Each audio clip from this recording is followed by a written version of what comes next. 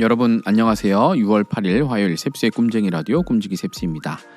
이번 주부터 청년부에서는 신앙훈련을 시작했습니다. 5인 미만의 소그룹으로 해서 모임을 시작했지만 그래도 오랜만에 현장에 모여서 좀 함께 이야기를 나누니까 참 기쁘고 풍성한 시간이었습니다. 아주 대단하고 거창한 신앙훈련이 아니라 그냥 그동안 깊이 있게 나누지 못했던 삶의 그 현장 속 고민들과 생각들을 함께 자유롭게 나누면서 이런 그리스도 안에서의 교제와 나눔이 참 귀했었다라는 것을 다시 한번 깨닫게 되는 그런 시간이었습니다. 우리는 각자가 주님의 교회이지만 동시에 우리 모두가 하나 된 주님의 교회입니다. 서로 다른 우리가 그리스도의 몸된 교회를 제대로 이루려면, 온전히 이루려면 성령 안에서의 소통하는 그 생명의 나눔이 풍성해야 할 것입니다. 지금 여러분 주변의 지체들을 돌아보시면서 온라인이든 오프라인이든 끊임없이 사랑의 나눔과 교제가 풍성하게 이어질 수 있게 힘쓰시면 좋을 것 같습니다. 더 많은 분들이 자유롭게 교제하는 날이 속히 오길 바라면서 오늘의 꿈쟁이 라디오 시작하겠습니다.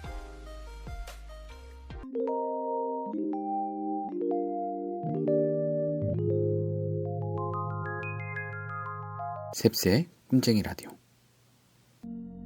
오늘의 메시지 시간입니다. 오늘의 큐티인 본문 역대하 34장 1절부터 13절까지 말씀을 메시지 성경 번역으로 읽어드리겠습니다. 요시야는 왕이 되었을 때 8살이었다. 그는 예루살렘에서 31년 동안 다스렸다. 그는 하나님 앞에서 바르게 행했다. 그의 조상 다윗이 밝히 보여준 길을 똑바로 따라갔고 왼쪽으로나 오른쪽으로나 한 걸음도 벗어나지 않았다. 요시야는 왕이 된 지 8년째 되던 해에 아직 겨우 10대였다. 자기 조상 다윗의 하나님을 찾기 시작했다.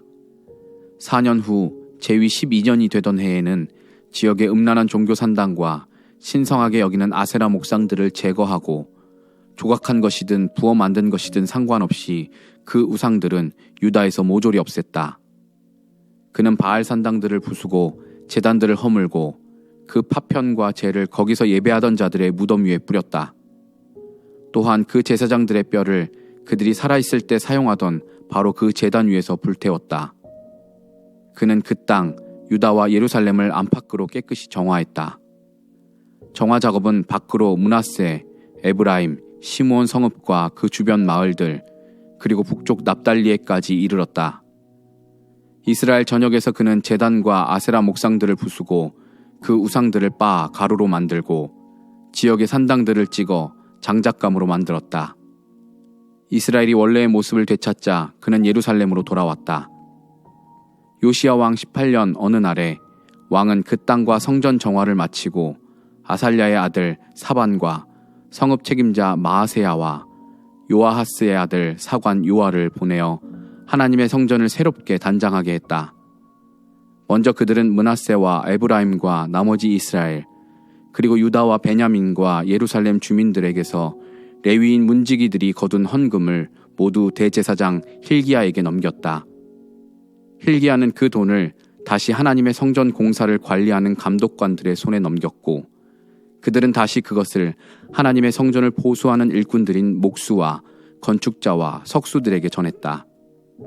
일꾼들은 그 돈으로 목재와 석재를 구입하여 그동안 유다 왕들이 완전히 허물었던 성전 기초를 다시 세웠다. 일꾼들은 정직하고 부지런했다. 그들을 감독하고 공사를 관리하는 사람은 모두 레위인이었는데 므라리 자손 중에 야핫과 오바댜, 고핫 자손 중에 스가랴와 무술람이 있었다. 레위인들 모두 숙련된 음악인이었다. 막 일꾼들을 관할하고 이 일 저 일을 살피며 노역자들을 감독했다. 또 레위인들은 회계, 관리, 문지기로 섬겼다.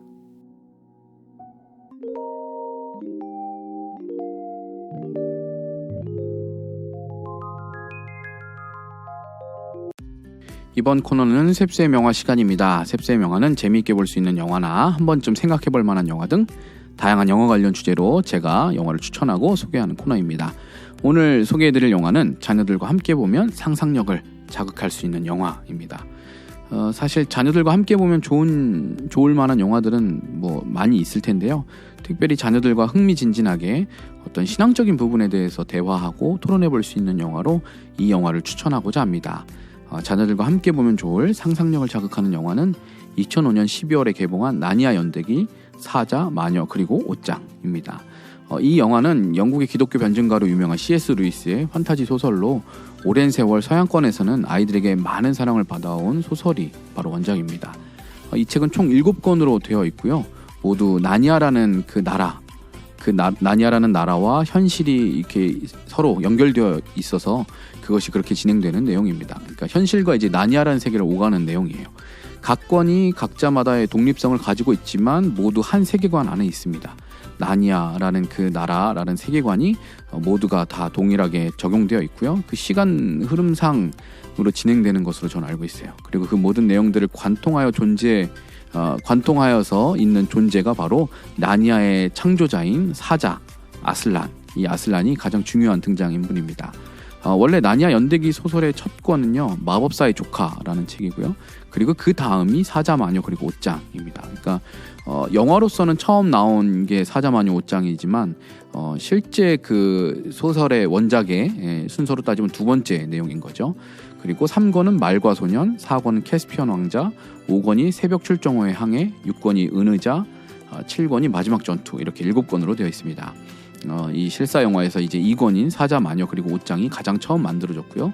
그 다음으로 만들어진 게 이제 말과 소년 건너뛰고 캐스피언 왕자, 4권인 캐스피언 왕자, 5권인 새벽 출정호의 항해까지 이렇게 실사 영화로 제작되었습니다. 개인적으로 1권과 3권이 영화화 되지 않은 이유가 뭘까 생각해 봤는데, 책을 읽어보니까 아마 영화로 만들기에는 어떤 극적인 요소나 막 스펙타클함이 비교적 다른 책들에 비해서 적어서 그런 것 같습니다. 뭐 웅장한 전쟁씬이나 아주 화려함이 좀 상대적으로 덜한 게 1권, 3권인데요. 그래서 그런 것 같습니다. 그래도 각 권을 책으로 읽어보시면 정말 재미있습니다. 그래서 저는 다 읽지는 못했지만 말과 소년까지는 이제 다 읽어봤는데요. 굉장히 그 책으로만 봐도 재미있었습니다. 나니아 연대기는 책으로서 이제 서양권에서는 이 책이 갖는 어떤 영향력과 인지도에 비해서 영화의 흥행면에서는 그리 썩 좋지 않아서 추가로 그 다음 영화가 제작되지 못한 것으로 알고 있습니다. 아마 이 영화의 정점이 아마 그 마지막 7권인 마지막 전투, 이게 굉장히 그 정점으로 알려 있고 상도 받은 걸로 알고 있는데, 그거를 차마 만들지 못한 게 흥행이 제대로 되지 않아서인 걸로 알고 있어요. 그래서 현재는 이거를 좀 약간 다시 리부트해서 드라마 시리즈로 제작한다라고, 새롭게 제작한다고 그런 이야기를 들었습니다. 사자, 마녀 그리고 옷장, 이 영화는 뭐 원작과는 내용이 거의 동일합니다. 배경을 보면 세계 2차 대전 상황으로 인해서 이제 사남매인 피터, 수잔, 에드먼드, 루시, 이 사남매가 한적한 시골 마을에 사는 먼 친척인 커크 교수의 집에서 이제 생활을 하게 되는데요. 그 집이 굉장히 큰 저택이에요. 대저택에서 심심하니까 숨바꼭질을 막 하다가 막내 루시가 어떤 한 방에서 낡은 옷장 하나를 발견하게 됩니다. 그리고 그 안으로 이제 숨으려고 들어갔다가 그 옷장 안쪽으로 깊이 들어가니까 추운 겨울, 하얀 눈으로 뒤덮인 나니아라는 나라에 들어가게 됩니다. 이후에 이제 사남매가 다 나니아로 들어가 보게 되고요. 거기서 이 나니아를 그렇게 영원한 겨울로 만들어버린 하얀 마녀를 물리치고 나니아의 인간 왕이 될 예언의 인물들이라는 게 본인 그 사남매들이 그 예언의 인물들이었다라는 것을 이제 알게 되고, 거기서 아슬란을 만나면서 그 예언이 이루어지도록 이렇게 하얀 마녀와 전쟁을 하게 되는, 싸우게 되는 그런 내용을 담고 있습니다. 사남매 중 셋째인 에드먼드는 영화를 보면 처음부터 이제 다른 형제들하고 막 서로 엇나가는 모습을 보여주는데, 결국 이 에드먼드라는 인물이, 이 아이가 갈등 요소로 작용을 하죠. 그래서 이 갈등 요소를 통해 영화의 내용이 기승전결을 이루고 결국 이제 아슬란의 희생과 죽음, 부활을 그리는 요소가 되게 됩니다. 기독교 변증가인 C.S. 루이스의 원작인 만큼 성경적인 세계관이 이 안에 잘 담겨져 있지만, 또 한편으로 동화적인 요소도 놓치지 않고 흥미진진하게 내용을 아주 재미있게 기승전결을 이루어가고 있습니다. 제가 이 영화에서 꼽는 최고의 명장면은 뭐 보신 분들도 모두 동의하시겠지만 아슬란의 죽음과 부활의 장면입니다. 배신자인 에드먼드를 대신해서 자신을 희생하기로 하얀 마녀와 거래한 아슬란이 돌탁자에서 마녀에 의해서 죽임당하지만 아슬란을 따라온 루시아 수잔이 밤을 새서 울다가 이제 떠나는 순간 보니까 큰 소리와 함께 돌탁자가 쪼개져 버리고 그 뒤에서 아슬란이 부활해서 나타나서 아주 크게 포효를 하죠. 이 장면은 성경에서 예수님께서 우리의 모든 죄를 대신해서 십자가에서 죽으시고 부활하신 그 장면을 담고 있습니다. 영화에 등장하는 이 나니아의 배경 그 모습들을 보면요, 말하는 동물들이 굉장히 많이 나와요. 굉장히 귀여운 동물들도 많고, 그래서 인물들이 모두 거기서 나온 이런 동물들, 또 인물들이 상상 속의 존재들, 말하는 동물들, 모두 아이들이 좋아할 만한, 이야기하기 좋고 대화하고 토론해볼 만한 그런 장면들도, 요소들도 곳곳에 많이 있습니다. 그러니까 함께 영화 보시면서 이야기해보시면 좋을 것 같고요. 물론 소설 원작을 먼저 접하면 이 내용을 이해하기가 더 쉽습니다. 그래서 1권인 마법사의 조카를 읽고 이 2편을 본다면 이 네 남매가 머무른 대저택의 주인인 커크 교수가 누구이고 왜 그의 집에 나니아로 가는 옷장이 있는지 그 이유를 알 수가 있어요. 그래서 그거를 한번 보시면 도움이 될 것 같고요. 이미 이 영화를 보신 분들도 많이 있겠지만 그래도 영화를 한번 보시면서 자녀들과 대화하시면, 혹은 주변에 있는 분들하고 이 영화에 숨겨져 있는 어떤 이런 메타포들, 상징들, 또 의미들을 좀 찾아보고 대화하시면 재미있게 나눌 거리들이 풍성할 것 같습니다. 영화를 보시고 여러분이 느끼신 점이나 함께 나누고 싶은 이야기들을 댓글로 남겨주시면 감사하겠습니다.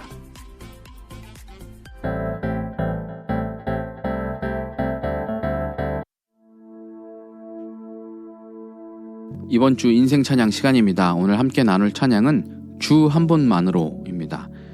예전에 힐송교회 그 찬양팀이 내한 집회 했을 때 제가 가서 참석한 적이 있었는데요. 그때 청소년부 아이들, 청년부 다 같이 가서 이렇게 참석했었는데, 그때 이제 당시에 메인 찬양 인도자가 바로 이 찬양을 작곡한 루벤 모건이라는 사람이었어요. 한국에서도 이분이 작사 작곡한 찬양들을 많이 번역해서 부르는데요. 거친 파도 날 향해 와도, 이 찬양도 이분이 만든 거고, 당시에 제가 처음 이 주 한 분만으로, 그때는 이제 영어로 들었죠. 이 찬양 처음 들었을 때, 처음 들었는데도 굉장히 제 기억에 남고 가사도 인상 깊어서 메모도 해놓고 나중에 이제 찾아보려고 이 찬양을 번역된 곡이 있나, 그래서 막 같이 참여했던 사람들한테 이 곡 혹시 아냐고, 무슨 곡인지, 한국어로 번역된 곡 뭔지 아냐고 막 물어보기도 하고. 근데 아마 그때는 번역되기 전이었던 것 같아요. 그래서 나중에 검색해보고 하는데, 시간이 조금 지난 후에 우리나라에서도 이 찬양을 한국어로 번역한 버전을 듣게 됐습니다. 우리는 주님 한 분만으로 만족한다고 쉽게 말하지만 사실 주님만으로 만족하지 못할 때가 얼마나 많은지 모르겠습니다. 그러나 주님께서 나에게 구원의 은혜를 베푸셔서 그 즐거움을 깨닫지 못하게 하셨다면 그 어떤 것으로도 우리의 삶은 만족할 수 없었을 것입니다.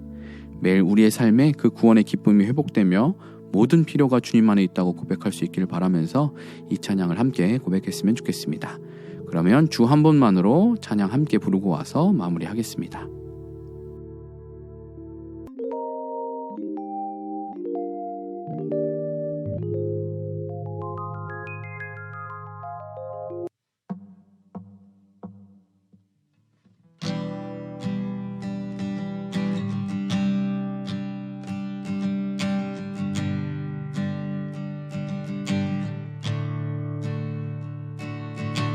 주는 내 상급, 내 모든 헌신 드려 오직 주 예수만이 나의 만족 되시네. 언제나 주 찬양하리. 주를 보내 자유하네. 주 한 분만으로 난 부족함 없네. 내 모든 필요 주 안에 있네. 주는 내 전부, 내 구원의 즐거움. 언제나 변치 않는 천국의 우리에게 소망 언제나 주 찬양하리 여기 계시 주께 영광 돌려 주 한 분만으로 난 부족함 없네 내 모든 필요 주 안에 있네 주 한 분만으로 난 부족함 없네 내 모든 필요 주 안에 있네 주 예수님만 따라가리라 돌아서지 않으리라 주 예수님만 따라가리라 돌아서지 않으리라 세상 등지고 십자가 보리 돌아서지 않으리라 세상 등지고 십자가 보리 돌아서지 않으리라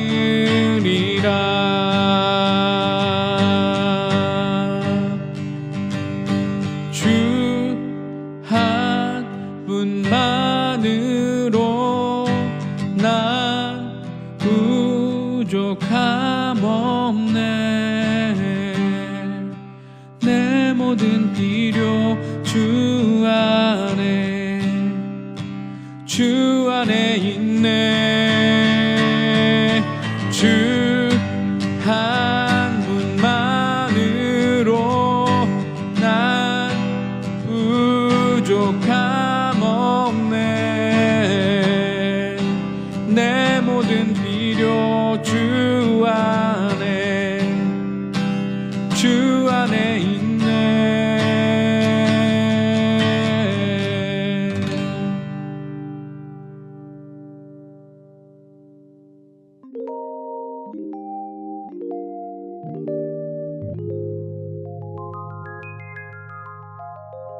셉스의 꿈쟁이 라디오.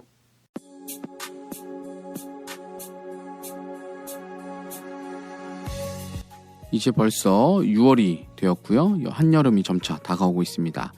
그래서 교회 사역도 여러 가지로 고민하고 준비해야 할 것들이 점점 많아지기 시작할 시즌입니다.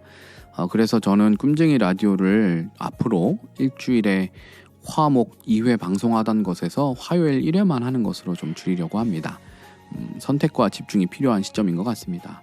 계속해서 더 좋은 풍성한 내용으로 함께 나누고자 고민하는데 참 그것이 쉽지 않은 것 같습니다. 계속해서 관심 갖고 청취해 주시는 모든 분들께 감사드리지만 또 이걸 더 좋은 것들을 제공해 드리려고 하다 보니까 좀 이렇게 집중이 분산되는 것 같아서 일주일에 한 번씩 좀 알차게 준비해서 하면 좋겠다라는 생각이 드는데요.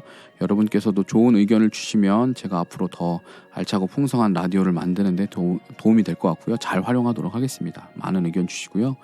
일주일에 한 번만 한다고 아시할 분들이 많지는 않으시겠지만 그래도 항상 들어주시고 응원해 주시는 모든 분들께 감사드립니다. 그러면 다음 주 화요일에 다시 뵙겠습니다. 지금까지 셉스의 꿈쟁이 라디오, 저는 꿈지기 셉스였습니다. 오늘도 사랑하고 축복합니다.